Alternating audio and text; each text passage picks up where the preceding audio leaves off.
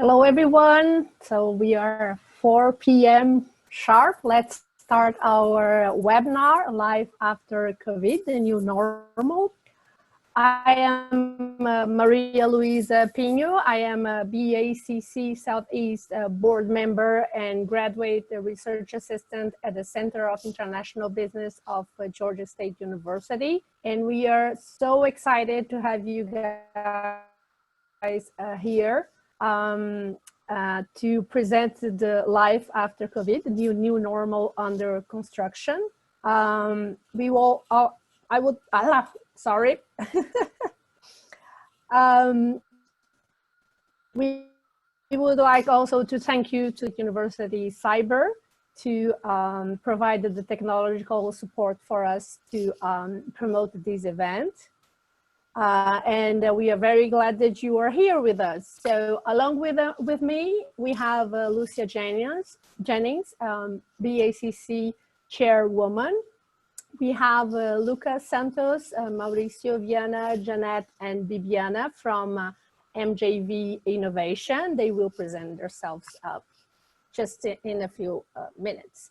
So just a few things we are called the Zoom webinar lingo. So we are the panelists here with you. So all of you are muted, okay? So if you need to talk to us, you can use the chat or the Q&A.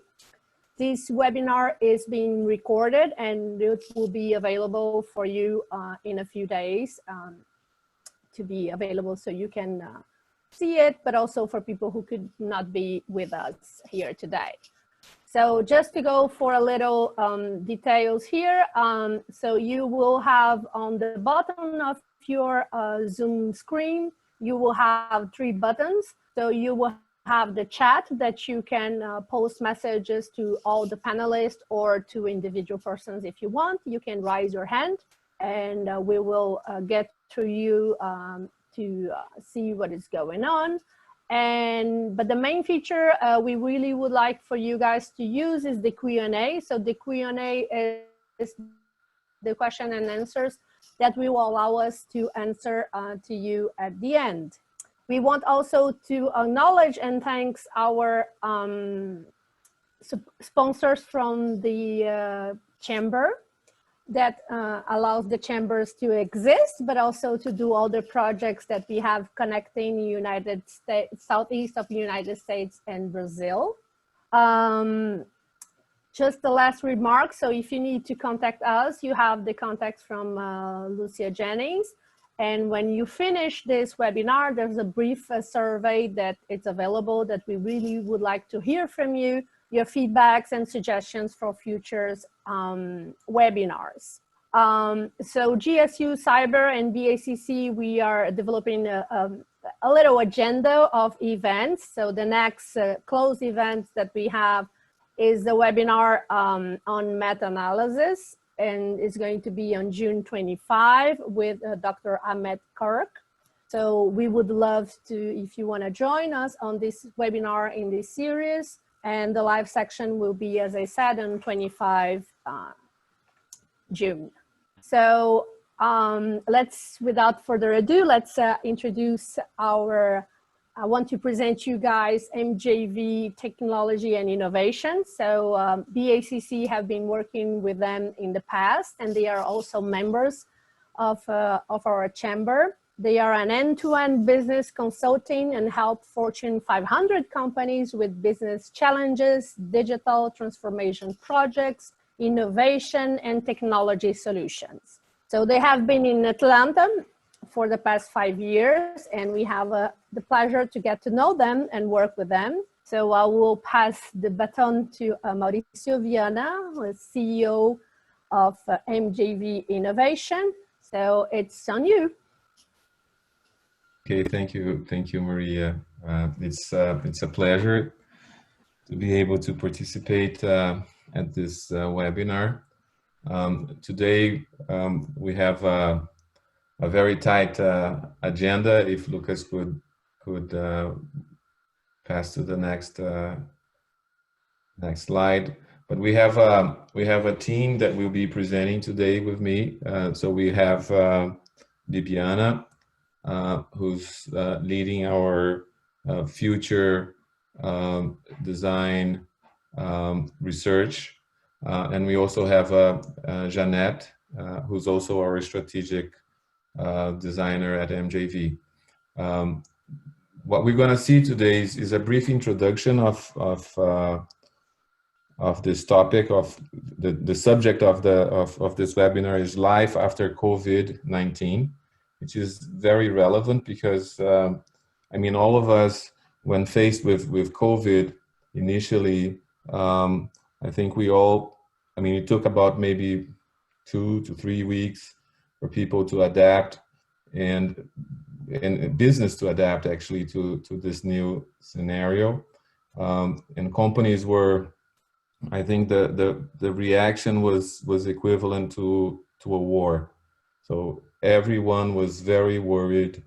I don't know of any business that has not been affected by COVID. So they really had to put in place new processes, new measures, new starting from the employees having to go to work from home, and so several challenges. But after 3 weeks, some companies started to think, you know, what's going to happen? What's going to be, you know, if this social distancing, this lockdown remains for a long time, what's going to happen with my business? And this is where MJV comes in as a global design, digital technology, innovation company.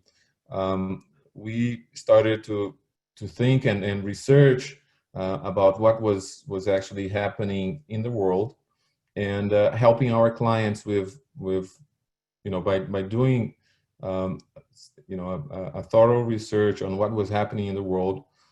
We started to help our clients with some of the insights, especially with the new consumer behavior. So today we're going to have so this brief introduction, then we have the presentation of the research with some, you know, very briefly. We do have tons of materials available for free at our website, mjvinnovation.com, where you can go there, click on future scenarios, future design, and you get to our research. And then the drivers of change, which is part of our work, has to do with strategic foresight in terms of understanding what's coming and how organizations can prepare to what's coming. And then a little discussion of Q&A and how to apply this research, really. The goal of today is, after we present our research, is to be a little bit more engaging, interactive. So we have a chance for the participants not only to ask questions, but also to participate. The idea is that at the end of this webinar, we would have seen the research, but also some, like 4 different scenarios that we feel are very important for every company to address and think about it. And this is where we're going to open up for some discussion. So about MJV, we have about 11 offices around the world, in Atlanta, South America, and Europe. We've actually been traveling all over the world. We mainly focus on financial sector, insurance, FMCG, travel, and manufacturing and energy sectors. Those are the sectors that MJV has been working. We have about 800 employees, and really being very bold in terms of going, you know, globally to provide our services. The next slide, it's a brief introduction. I don't know if you all have seen, but it's a brief introduction to the research that we have done. So it's a reflection of what happened to all of us.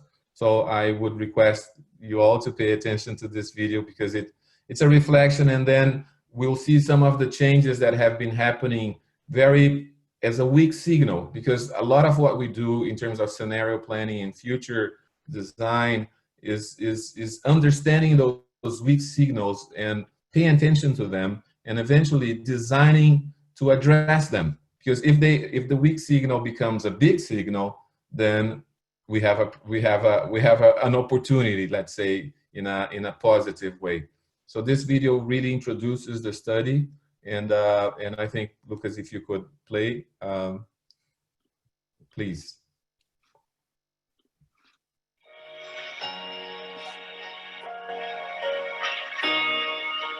A virus emerges in a corner of the world. Suddenly, all humans on the planet are on lockdown. That tells us more about humans and their behaviours than about the virus itself. The year was 2020, and this is how it all started. We won't say everything changed, but a lot of what we knew was normal turned upside down almost overnight. 2020 launched the post-normal era. But what exactly has changed? We've been hearing whispers of it for a while.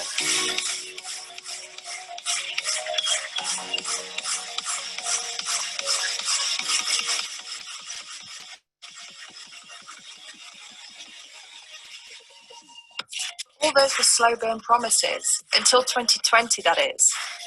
Pre-pandemic was a time when fiction was the helm of filmmaking, whilst in post-pandemic, fiction-like narratives have become our new regular. We're all together on this supersonic roller coaster and we don't know when or where it's going to. The only certainty is the opportunity for reinvention. The post-pandemic new normal, this mythical creature some are desperate to find, it's not a one-way answer. It is, instead, a myriad of uncertainties and choices that we humans, we society, have the opportunity to make, collectively and individually. To drive change in a way to build desirable futures, preferably for all. To help companies and individuals navigate these choices, we've designed a future map of sorts. This map contains some of the countless uncertainties surrounding us and the divergent paths they can lead to.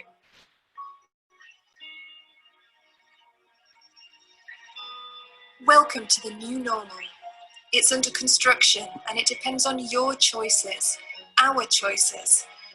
In 10 years, what will we wish we'd done today?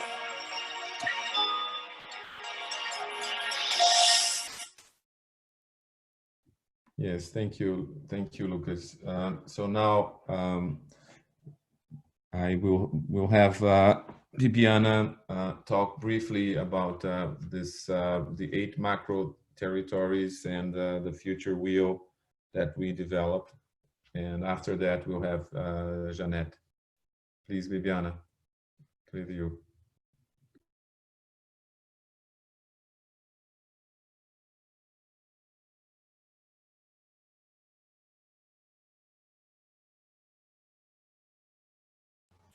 I was muted. Hello, everyone.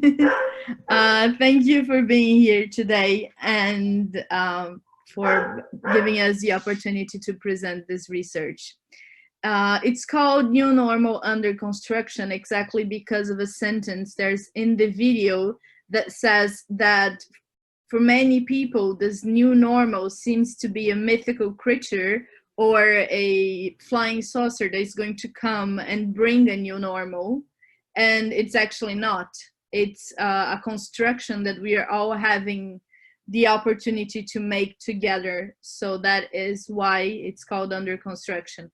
What we are going to present now is the map that we found out throughout our research. Lucas, can you please move on? So how do we find this crumbs? Our crumbs in terms of future are signals of change and uncertainties. And we find that by small things that we find today that point to the future. We can move on. This was an extensive research, took in terms of 3 months to do it.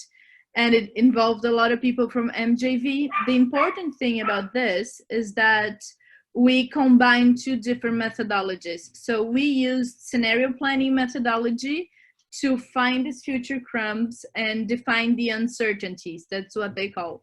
Once you define the uncertainties, you have polarities about them because that's the nature of them. They are uncertain, therefore there are more than one way that you could follow.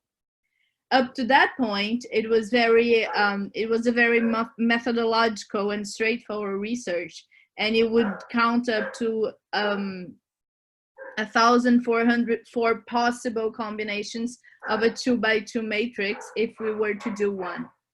But then that's not enough to show the complexity of our world.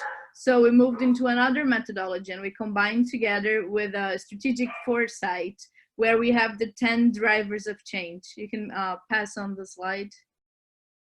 So there you go. That's what we have, a combination of solid data with a more complexity-oriented material that's able to connect the dots between the different uncertainties and polarities.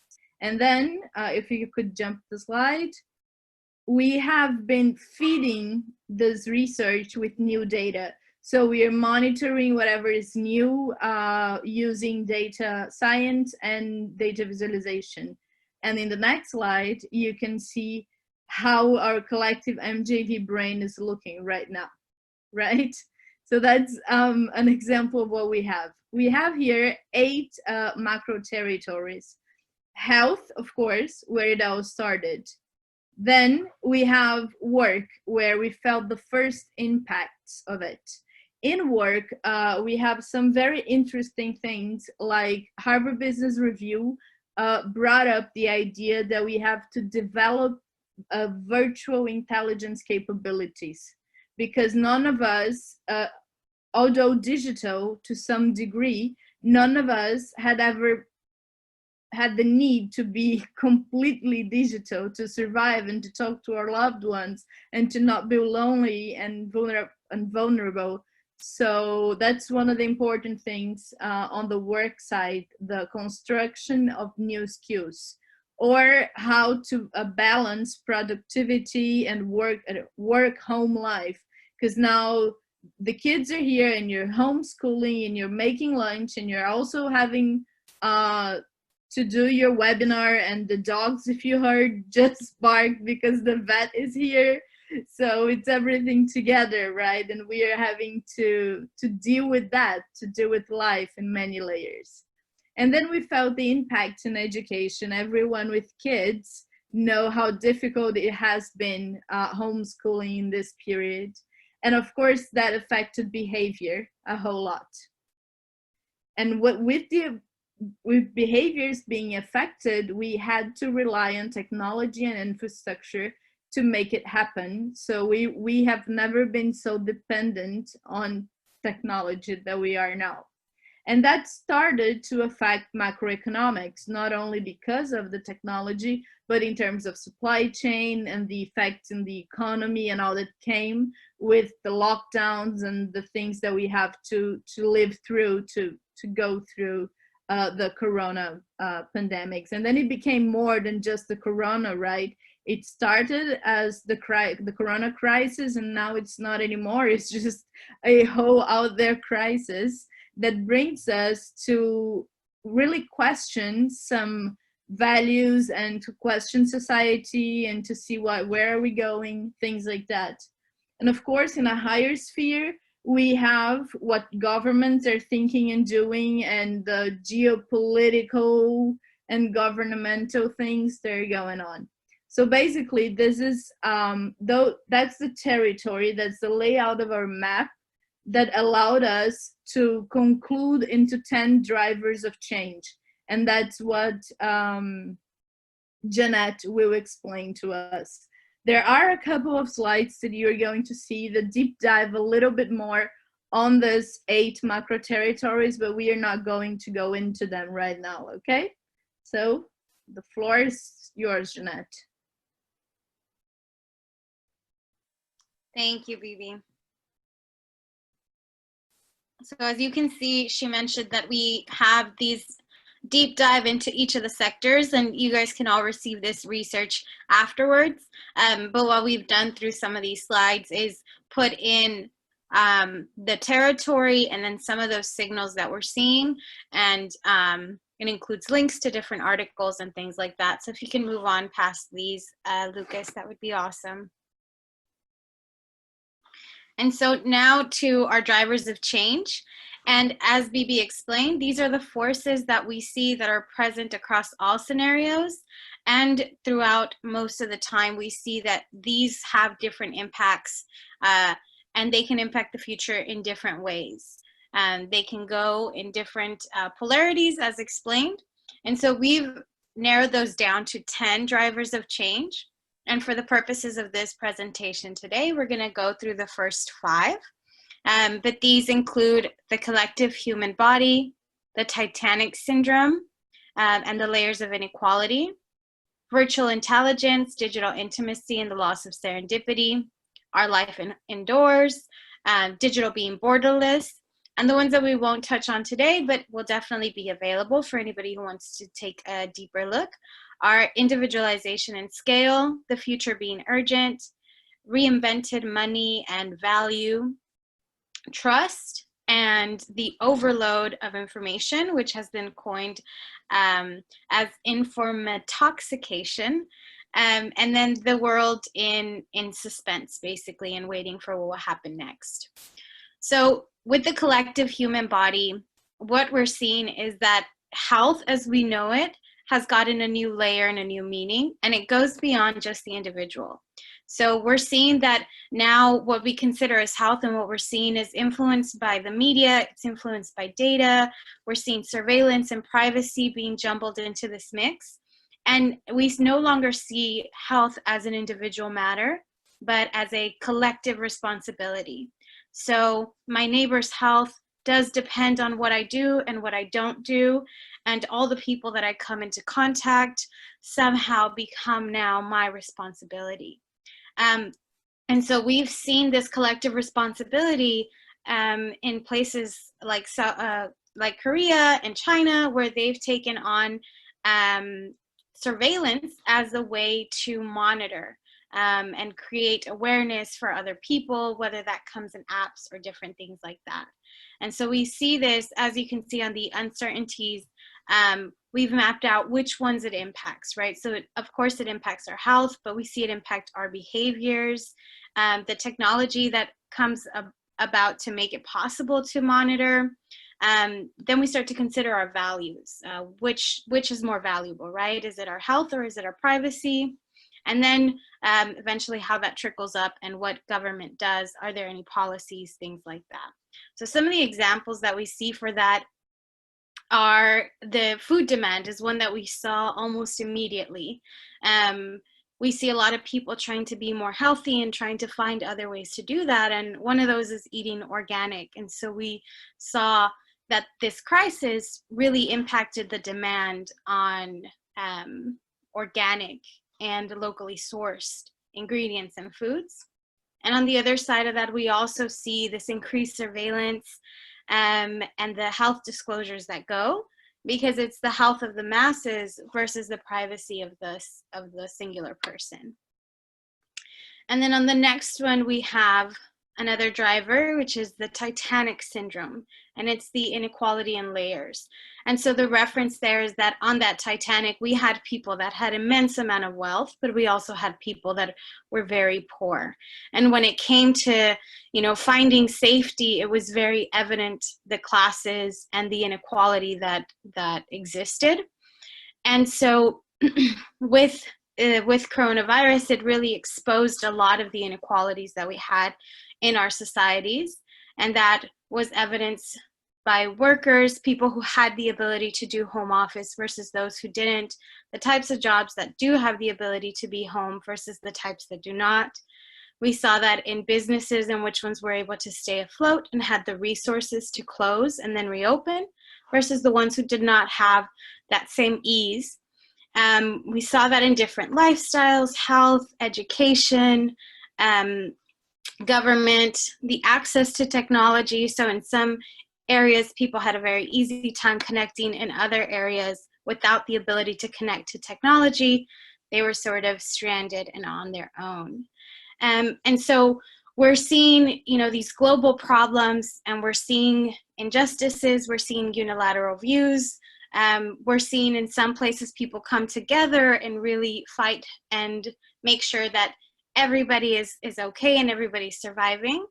And so here again, the uncertainties for everybody to kind of see, we see all the ones that it touches, and in what ways it touches them. And so the examples here, one of the examples that we saw are fintechs helping small businesses recover from the impacts of COVID-19. And so in exchange for data from those small businesses, they gave them credit to help them grow and help them survive through the times of crisis and through the times of having to be closed. We also see different pressures coming on different industries and different types of workers. For example, workers that are paid very low wages, for example, delivery services and things like that are still considered essential. And so they're at a much higher risk, and perhaps maybe not at the same level as far as income and benefits as some other jobs. Then we have virtual intelligence and digital intimacy and the loss of serendipity. So I think many of us have experienced this. There's this feeling that we don't have that those encounters that happen naturally. Through walking through the office, you saw somebody new, you might stop and chat. Now we have to go out of our ways if we want to do that. And for a lot of us, that means that we've lost some of those connections that we had before, in the same way that we had them then. What we've also seen on the other side of this is that we see that more people connect and connect in a different way. We all see each other in our most personal times, in our most personal environments. For example, as you know, Vivi mentioned her dog, you get to know what kind of pets people have, their children. You might see family members pop in. So there are different types of scenarios, but in this one, it's really about that loss of serendipity and how we cope and how we work to find these moments and create these moments in a new digital landscape. And so some of the examples that we see here are people having meetings using video games. So using Red Dead Redemption, for example, to hold work meetings so that it feels a lot more personable, it feels different. It's not everybody looking straight into a screen, but really trying to get them together and do different things, build fires, debate projects, and almost make it a little bit more casual, and bring back that serendipitous feeling. And another example that we see are celebrities also inviting people into their homes. We saw this celebrity here who wore pajamas and did, you know, invited everybody in her home and did this little show for everybody, showed her kids. And the pajamas she wore actually sold out in just 3 days. And it's this desire to connect in different ways that we all have, right? So maybe we're not there, but we get this new sense of that person and we see who they are and what gives them comfort, and then gives us this different ability to connect with different people. Our next driver is the inside life. And so as we've all experienced this, things change. So we were suddenly in isolation, or we were all within, you know, our family in a smaller spaces. And suddenly the place where we live is also the place where we work, is also the place where we get educated. And this had an impact on our families, the relationships, the layout of our homes for some of us, mental health. Just a lot of things changed once we had to go and live completely indoors. What we would call as our world suddenly shrank and involved less space. And this now changes not only the way we consume things and the way we experience things, but the way we think about infrastructure in general. So now that we start to transition out, how has this inside life really impacted the way that we see the future? Will we stay inside more? Will we want to go out more? Will we want to change our homes? What will this look like? What is the meanings that we find, and what are we learning about ourselves from being indoor? And so if you go to the next one, we see how different industries and players are trying to give us these experiences within our homes. So for example, one of them is a London brewery who delivers the pub in a box. And so it allows you to experience going to a pub within your own home. So you get the snacks that you get at the pub, you get what you're gonna drink, you even get a Spotify playlist so you can listen to the music. And so it really tries to bring these new experiences for you to have at home. The next one is virtual tours. And so we had seen these in the past. They hadn't really hit off, but there was an ability to experience new things. And now we're seeing more of these where you're not only getting to tour it almost the way you do on a treadmill where you could run through different paths, but these are local people with cameras, and you almost get that sensation of being able to control where this person is going and feel more involved in this travel experience. And then the last one that we have, number 5. What we have is digital is borderless. And so for this one, what happened is until now, we had really seen marginalized people or people in developing countries, and they were really not able to be part of it, right? But now when this happened and we all had to be online, we all had to be digital, it really accelerated the need to have those markets be a part of it. And so we really pushed everybody to join in. And so like a personal thing, for example, my grandma would never touch electronics, didn't want an iPad. And after the pandemic, when she couldn't visit her grandkids and couldn't visit other parts of the family, she learned how to use the iPad and she learned how to do FaceTime. And so really opening up not just for developing countries, but for the elderly and other people, opening up the digital world and pushing them into that world, having them get involved. And now as this digital literacy increases for companies, it's a new opportunity. It's a new way to develop relationships. It's new customers that you can develop relationships with that perhaps before you did not have that opening to.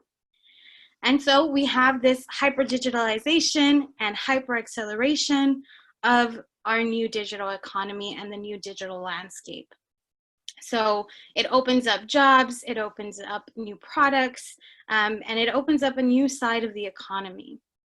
And so here we see the ones that it touches, and some of these examples on the next slide are, we see that other companies also have a chance. So we know that Amazon is doing great, but we also see other smaller players gain a little bit of foothold because everybody has the same access to online.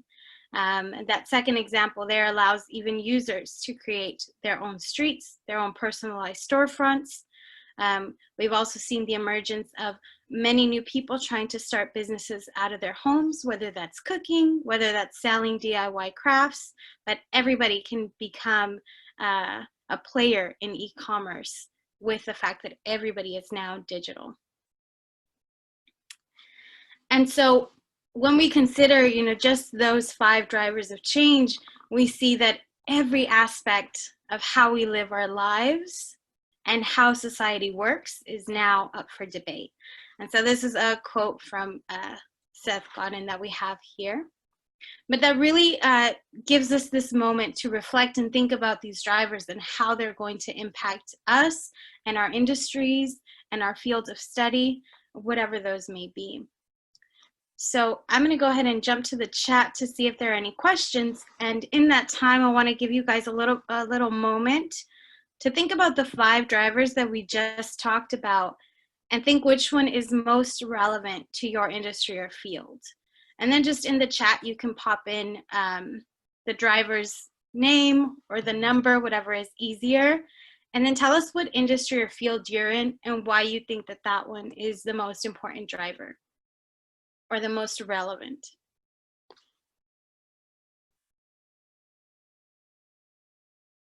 And so I'll just give you guys about a minute.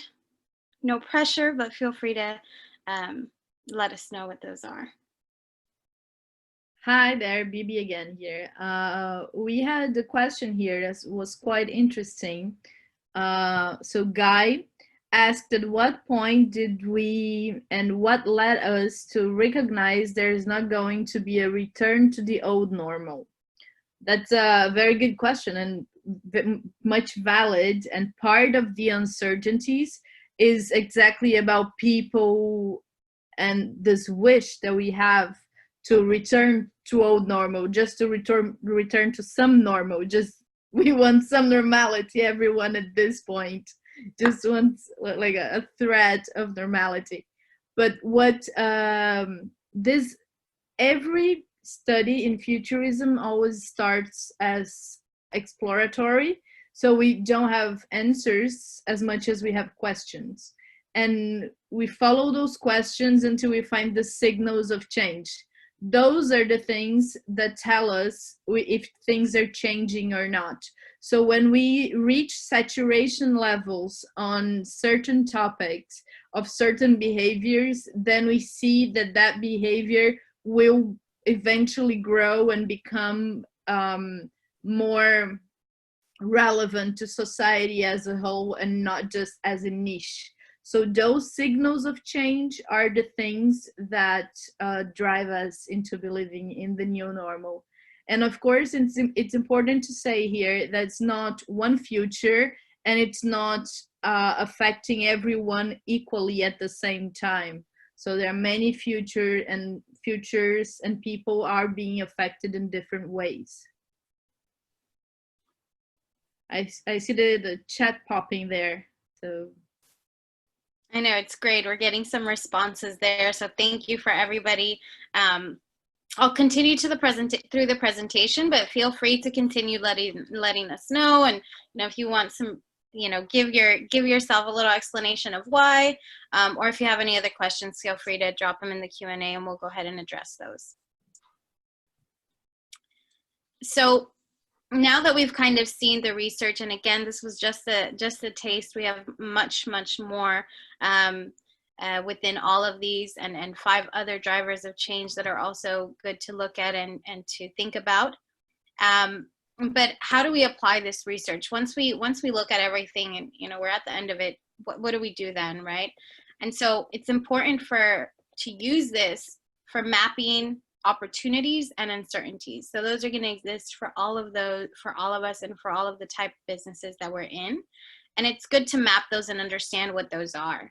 Then we go into scenario building specific to your context, and co-creating and synthesizing some possible solutions for all of these different opportunities, uncertainties, and scenarios.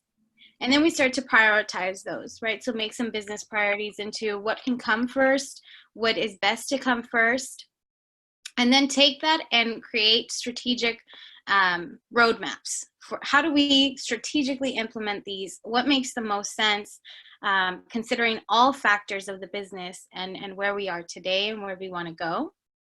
And then we start to ideate, co-create, and prototype some solutions.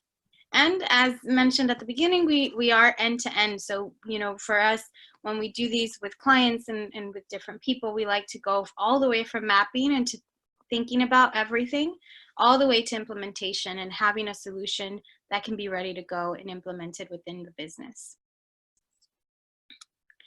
And so, as somebody mentioned, how do we know that it's not just going to go business as usual? How do we know that it's not going to go back to that? And that's part of the thing, we don't know, right? So it may not. Either way, it wouldn't continuously flow as if nothing had happened. Something, we all need to take a moment and then move forward, right? And so the 4 different scenarios that we use as an exercise are continuation. So that one is going business as usual, more of the same. So after we have this moment, then we continue as always before. We have limits and discipline, where we start to adapt our behaviors. There are limits set in place. Then we have decline and collapse, where the system regresses or it becomes dysfunctional. And the 4th scenario is transformation, meaning new technologies, new businesses, social factors. The game really gets changed and kind of turned on its head. And so we'll go through 4 scenarios and again ask you to kind of think about them in your own context, in your own field, in your own industry. But scenario 1 is the continuation, and this after this moment where we take a much needed pause, we go back to the way everything was. So this means that cities that were touristed in Italy and things like that, they did receive a break. The environment received a break. But in that moment, once we're done focusing on ourselves and things start to open back up, we go back as usual. So second we can all fly to Italy, we start booking our trips. Second we get our jobs back, we start shopping. Second we can leave our house, we start eating all the delicious junk food out in the world. And we kind of just return back. So we slow down, but the second that the gates open, we're off and running again. And that's scenario 1. So we'll go on to the next one, which is limits and discipline. And so this one, we're seeing more of a fenced backyard. So while those gates may open, there's a larger gate waiting outside of that. And so here it's not necessarily an apocalyptic state. It's not such a huge depression. Things slow, but you know, they slow down, but they still start to implement rules that even as it opens up, it doesn't allow us to kind of jump back and speed back into the way things were before. And so if we think about it, for example, in the terms of Corona, this could mean that there's, you know, a second wave. We start to see things differently. Maybe our restrictions go on much longer than we expected them to. We're distancing longer, travel bans remain. Maybe they stay like that indefinitely without really an end in sight. But it's not so tight where you can't do anything. It just means that everything is sort of walled and there are little boundaries before everything. For businesses, this means their supply chains are impacted. They have to rethink the way things are gonna go, especially in more of a long term. Cash flow is impacted. So it's not so bad, but we are seeing rules, regulations, limits, things like that. And then on the 3rd scenario, this one is where we see collapse and we see more of a social apocalypse, right? So here it's not only do we have the virus and this, you know, mutation of it, new versions of it, but we're also seeing social issues being raised. We're seeing panic, and this uncertainty really leaves markets crashing, recessions, supply chain remains. Tourism, maybe even if there aren't any huge restrictions, people are not willing to or don't have the trust there. Things just kind of stay in this moment of upheaval and unrest. And for companies, this means that cash flow is impacted. It's really difficult to survive, not just on the side of cash, but also on the trust from the consumers. Taxes are impacted. We really see here things change. So governments may change, governments may shift. The role of government in itself may be thought of differently. And so here it's really fear, panic, rule. And for a lot of people today in this very moment, this is how the world feels. It feels like they're stuck in this apocalyptic scenario. So that's scenario 3.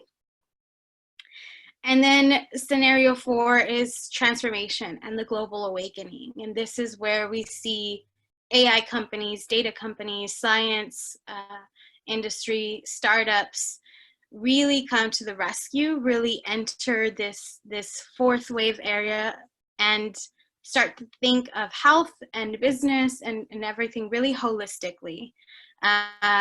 Personalization becomes really normal. There's, you know, breakthroughs, massive breakthroughs across industries where we really allow technology to lead the way. For businesses, this could mean that working from home is really the new way to do business. You know, we have universal basic incomes. The society is really based on how you treat the weakest versus the survival of the fittest. There's internal innovation or inner innovation, social revolutions, and these are all ways to kind of disrupt the market.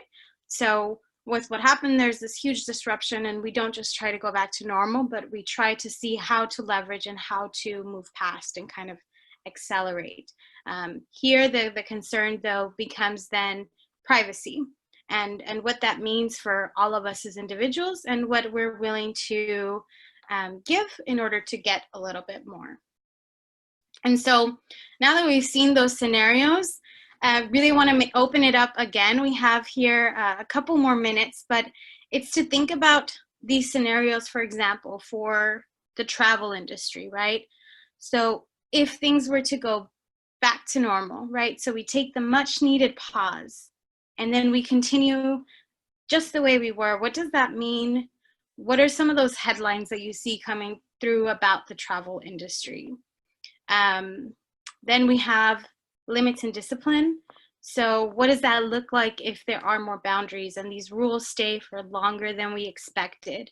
And we have this fenced backyard. What does this mean for the travel industry as we know it? And that includes, you know, Airbnb, hotels, airlines, Ubers, all these different things that touch those industries. What would that look like? What does that mean for them? Then the same thing with collapse. So if we're in this state of dysfunction and upheaval and uncertainty, what do those industries do, and how do they, you know, how do they come on top? How do they push through? And then transformation. If you were to think about, you know, this new era, everything is really this global awakening. What does that look like? What does that mean for all of these industries? And again, we can use the chat to drop some of those in. If you have any questions or you're considering something, definitely drop it into the Q&A. But this is what we have for these 4 scenarios and thinking about them within this industry.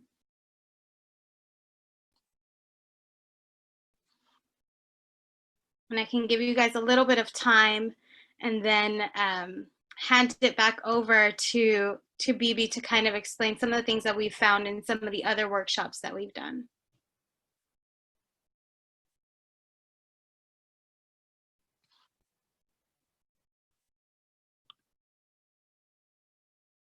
So we have a comment from John here that I think it's a good comment for us to expand on the scenarios. So he says that on scenario 3, some would suggest that the US already has evidence of organized groups who desire collapse as a path to revolution. For example, communist progressists, liberals in the US want the capitalist system to fail. Never waste a crisis. And what I would like to focus on is that all scenarios, it's not one or the other. So the academic basis of where scenarios or these 4 scenarios comes from is from Jim Dater from University of Hawaii. He's kind of the founding father of strategic foresight. And what he did was a look through history to understand how history happened, basically. And then he mapped out these 4 narratives that time after time we could see. We either went through a growth path, or we had a transformation, or we had a crisis, or we had rules that changed the game a little bit. But the important thing is they are overlapping. So we see growth happening now, as well as we see limits and discipline. We are seeing that with travel bans everywhere. And at the same time, we do see collapse in some areas much more than others. And we do see transformation and people thinking about, someone made a comment about smart cities and green solutions and things like that. So all scenarios converge. We would love for you guys to send in the chat some of the examples that you can think of for each of the scenarios, just like John did here, for the travel industry more specifically. And while you do that, I'm just going to give some examples that can help.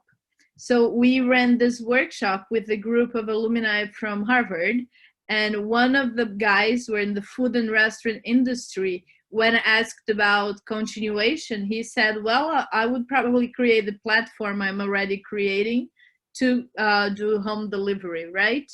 But then when limits and discipline came in, he said, well, I would have to improve remote working and promote a healthier culture in my company through digital means. Then when he came to collapse, he said, I would provide food for a lower cost and source locally. So he shifted his business right there, and he became more social when he realized collapse was on the corner. And then when asked about transformation, he said he would go O2O and share knowledge and share learning activities. So he would become much more of a community guy, a community center through his business. And then on telecommunications, we have different examples. So in continuation, the guy said, well, I would just continue my focus on IoT, but I already have. But then on limits and discipline, he said, I would still invest in IoT. The guy really believes in IoT there. But then he came collapse. And when collapse came, he said, I would then invest in telemedicine and home learning activities as a way to pivot the business and survive.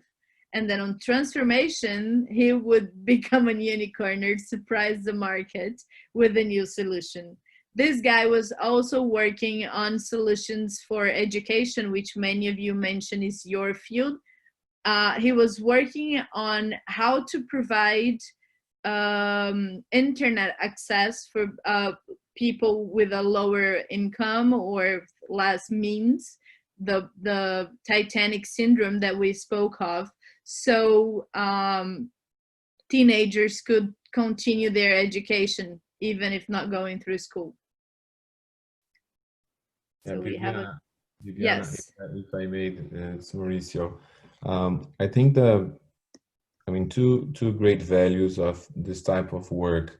Number one, companies, when they start preparing for the scenarios for possible futures, they are more prepared when some aspects of those futures happen. So we saw in the 70s, 80s, like Shell being prepared for the oil crisis. You know, they did a scenario of for that, and they were very well prepared to tackle the issues when they happened. And the second advantage of this, I actually would say three. Number one is what I just said. Number two is the possibility of having like a portfolio strategy to hedge, you know, the initiatives inside your company, your organization. So in this example that you've just shown, was interesting to see in the food restaurant, one of the participants, one of the CEOs of this food and restaurant business, he basically pivoted into becoming, you know, really almost like a broker for finding the cheapest food in the region. And so if you think about all these different scenarios and the possibilities that he designed, he could have a strategy of investing in some of these initiatives right now and not waiting for them to happen. So it's a hedging portfolio way of of working. And the third one has to do with a lot of what we do, which is anticipatory design, anticipatory innovation, where finding some of these weak signals, identifying them, we can start designing to, some solutions to address these weak signals and be ahead of the competition. So those are the three main aspects that I think are worthwhile mentioning of a work like that. Yeah, I completely agree with Mauricio, and building on that, Patricia just made a question, it's a very relevant one. How a research like this can help address the global impact of global white supremacy. This is an influence that will touch every driver of change. So yes, white supremacy, as well as any other social movements that we see rising to one side or the other, because we see if we didn't go deep into the geopolitical and governmental aspects, but there are a lot of very delicate issues like that there that can go one way or the other. And as Mauricio was saying, the objective of a research like this is to help us design desirable futures. So if we can see a thing like this and we can see the impact of it, then maybe we can think about solutions and think about how to address that. So I think that is the real importance of us to see the whole picture, is to be able to address and help design the futures instead of just being reactive to them, because that would be very prejudicial for all. And then we have John here. So we have 4 minutes left, right? So someone said in continuation, Mary said, continuation regarding education, we would see a combination of face-to-face and online. Yes, definitely. And you all guys being mainly from education here, that's one of the fields that will have the bigger impact, because the traditional model was already being questioned in terms of like how pedagogically it worked, and now we went for like a simulacrum of that model that doesn't really work digitally. So the only way out here is really transformation or a new model. So education, it will have a great impact after this, or hopefully. And then John had one more comment. Let me read it.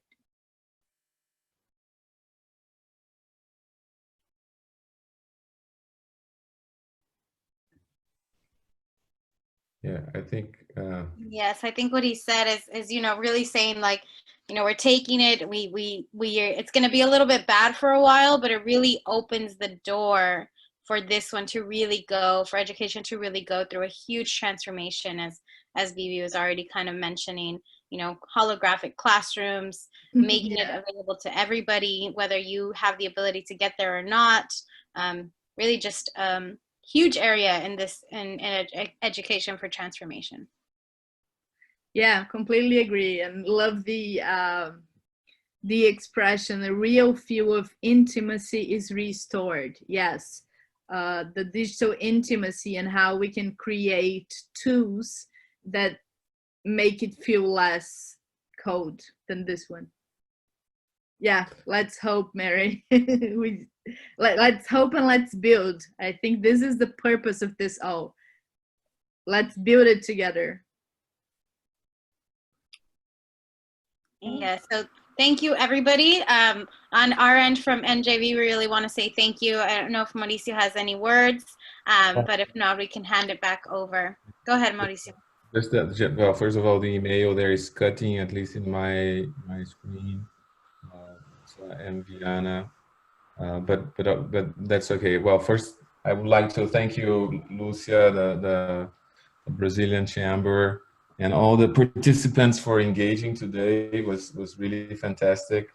So Lucia, I think you're gonna say a few words for closing. Yes, I'll take from here. Hello, everyone. Today's webinar raised some very provoking thoughts about the new norm after this pandemic.